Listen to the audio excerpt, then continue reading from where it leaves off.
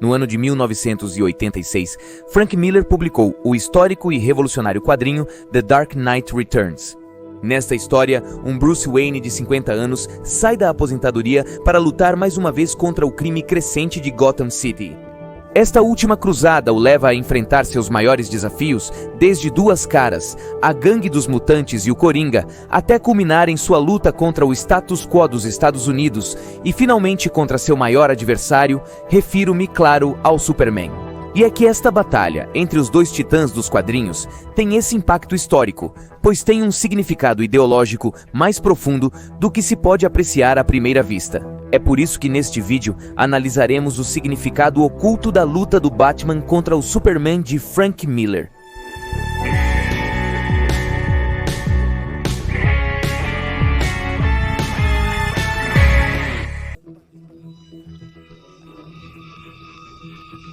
Analisando a camada que está mais próxima da superfície para descobrir por que este quadrinho é tão histórico. Vamos começar. Capa número 1. A primeira batalha real entre os dois titãs. The Dark Knight Returns não foi a primeira ocasião em que Superman e Batman trocaram golpes. É provável que eles sejam os dois super-heróis mais importantes da nossa cultura e, como ambos os personagens são parte da DC Comics, têm muitos anos de história juntos. A primeira vez que a empresa decidiu juntar seus dois maiores personagens foi na capa da World's Fair Comics, uma revista em quadrinhos colecionável que foi vendida durante a Feira Mundial de Nova York, no ano de 1940. No entanto, apesar de ambos estarem na mesma capa, dentro do quadrinho suas histórias estavam separadas. Após a feira, este formato de quadrinhos continuou sob o título World's Finest Comics. Este quadrinho apresentava histórias separadas do Superman e Batman, nas quais ocasionalmente se encontravam e também ocasionalmente brigavam. No entanto, essas brigas ocasionais entre eles sempre ocorriam em circunstâncias fora do normal. Em algumas ocasiões, o Superman perdia seus poderes, em outras ambos eram forçados a lutar. Em outras, o Batman adquiria poderes, alguém era controlado mentalmente, eram manipulados, etc. Além disso, não podemos esquecer que as histórias dessa época eram muito mais inocentes, e no final das contas, ambos sempre voltavam a ser amigos. The Dark Knight Returns mudou tudo isso, pois foi a primeira história em que ambos os personagens se enfrentaram em um contexto real e completamente sério, cada um levando para a luta todas as suas habilidades. A luta, neste sentido, representou o final de uma era, o fim dos super amigos, e marcou um encerramento simbólico para todas aquelas histórias alegres da Era de Prata dos quadrinhos, em que ambos resolviam as diferenças após algumas palavras. Agora, já que vimos por que essa luta foi algo tão histórico no meio dos quadrinhos, é hora de ir um nível mais abaixo, pois essa luta também simboliza o confronto entre duas ideologias políticas. Camada número 2. Anarquismo contra conservadorismo. A luta de Batman contra Superman de Frank Miller vai além dos punhos e flechas de Kryptonita, pois cada um dos personagens representa uma ideologia política transcendental para a época em que este quadrinho foi escrito. Para entender bem isso, temos que lembrar que este quadrinho foi escrito em meados da década de 80, em um mundo que ainda vivia sob a tensão da Guerra Fria e o medo da Terceira Guerra Mundial, que esteve perto de acontecer várias vezes. Lembremos que a Guerra Fria não foi uma guerra física como tal, mas sim um conflito não armado que começou ao terminar a Segunda Guerra Mundial, no qual as duas potências mais poderosas do mundo, ou seja, Estados Unidos e a União Soviética, brigavam para ver quem tinha o maior exército e o armamento. Realmente foi uma guerra ideológica, na qual ambos competiam para ver qual sistema político tinha mais influência no mundo e nos países menores. Isso pode ser visto diretamente neste quadrinho na Guerra Civil de Corto Maltese. Enquanto a União Soviética apoiava os rebeldes, os Estados Unidos apoiavam o governo. Apoiava tanto que enviou Superman para acabar com a rebelião, obrigando a União Soviética a disparar um míssil nuclear contra o Superman. Em apenas alguns painéis, Frank Miller nos resumiu os possíveis horrores da Guerra Fria. Embora o Superman talvez não concordasse totalmente com a ideia de invadir outro país para impor a democracia e o estilo de vida americano, ele certamente agiu dessa maneira, o que o coloca do lado do conservadorismo, posição que o coloca em conflito com o Batman, que neste quadrinho tende mais para o anarquismo. Mas o que significam esses termos? Para poder explicar melhor, usarei algo chamado bússola política, que é basicamente um mapa que mostra a posição das ideologias políticas. Neste mapa, a seção horizontal mede a relação do governo com a economia. A esquerda representa uma economia regulada pelo Estado, enquanto a direita representa um mercado livre. Ou seja, comunismo deste lado, capitalismo extremo do outro. A seção vertical representa o quanto de controle o governo deve ter ao impor a ordem. Um governo que está mais acima no mapa não tem medo de pisar em um ou outro direito humano com o objetivo de preservar a ordem e o controle. Ou seja, conservadorismo extremo. Enquanto se você se posicionar mais para baixo no mapa, acreditará que não é necessário um governo que regule o comportamento das pessoas, ou seja, anarquismo. Como o quadrinho não apresenta a postura econômica de Clark e Bruce, vamos trabalhar com a teoria de que eles estão no centro neste sentido. O quadrinho também dá a entender que em algum momento da história, ambos trabalhavam juntos na Liga da Justiça, mas a vida foi os afastando ideologicamente cada vez mais. Superman, no esforço de continuar ajudando as pessoas, tornou-se mais uma ferramenta do governo dos Estados Unidos. Uma arma com a qual o presidente Ronald Reagan, que por sinal aparece no quadrinho, pode manipular outros países. E é que precisamente este grau de conservadores que estão situados mais acima em nosso mapa acreditam que têm o direito e até mesmo a obrigação, apoiados por Deus, de espalhar e impor bons costumes e democracia pelo mundo. De fato, há um painel do quadrinho em que o presidente literalmente diz à imprensa: "O povo de Porto Maltese nos quer lá. Não se preocupem, temos Deus do nosso lado." Ou bem, o mais parecido quando o presidente pede a Clark que domestique Bruce como se fosse um potro selvagem, está passando por cima dos direitos humanos de Bruce, já que pretende que Superman o agrida fisicamente sem dar a Bruce o direito a um julgamento justo, aproveitando seu status de poder. Esta é outra das práticas características de um conservadorismo extremo, a imposição da lei através da força do governo. No caso de Bruce, o quadrinho mostra que inicialmente ele trabalhava de certa forma aliado à polícia de Gotham City, ou pelo menos com o comissário Jim Gordon. Isso nos diz que inicialmente Batman pelo menos considerava o governo como um mal necessário para regular as leis.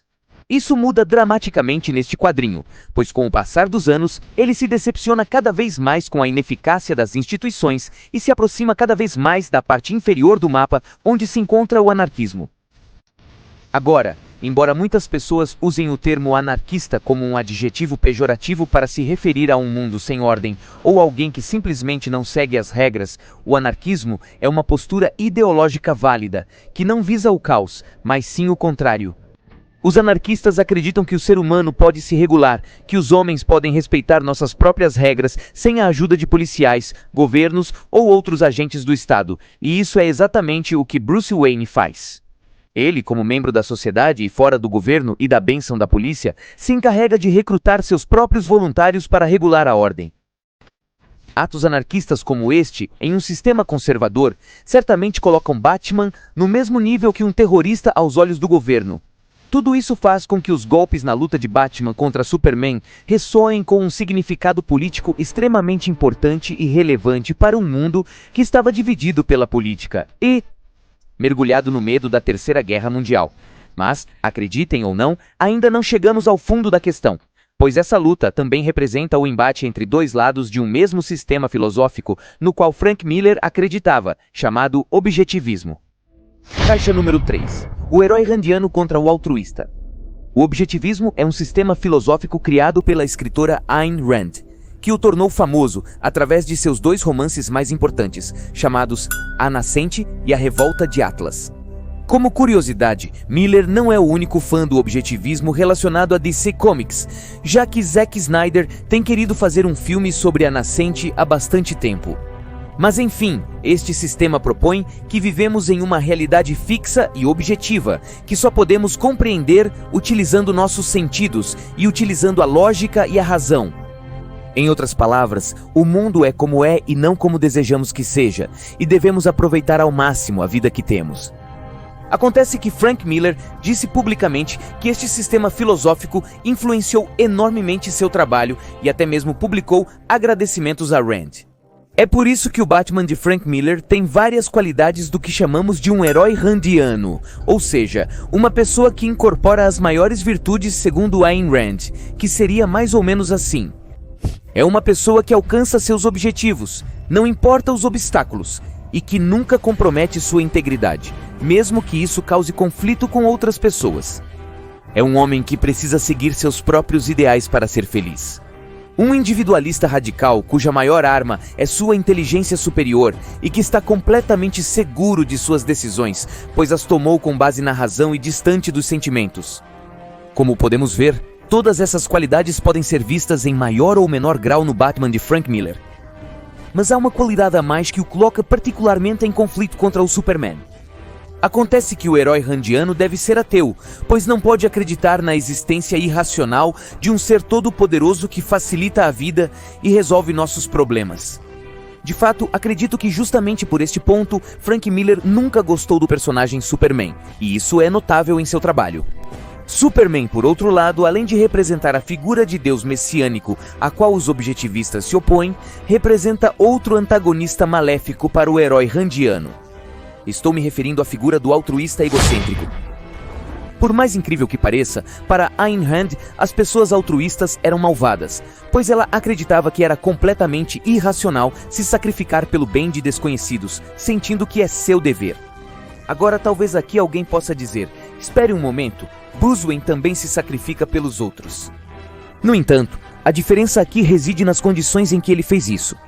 Para Rand, uma pessoa altruísta é aquela que sacrifica um valor para poder ajudar completos desconhecidos. Neste caso, o Superman abandonou seus valores e identidade pessoal para continuar ajudando desconhecidos. Ele se tornou então o mensageiro pessoal do presidente, sacrificando sua própria moral e convicções. O caso de Bruce Wayne foi diferente, pois ele ajuda os outros seguindo suas próprias regras e após um raciocínio profundo. Bruce Wayne, de certa forma, não está ajudando completos estranhos, já que para ele, Gotham City representa o legado que sua família deixou e é completamente racional para ele querer proteger sua família, mesmo que isso signifique enfrentar o próprio governo dos Estados Unidos. Como podemos ver, a luta entre Batman e Superman, do quadrinho The Dark Knight Returns, acaba sendo histórica e revolucionária por muitas questões. Não é apenas a primeira batalha real entre os dois titãs dos quadrinhos, mas também é uma luta de ideais políticos relevantes para o mundo daquela época e uma luta pessoal entre os heróis e demônios do próprio Frank Miller.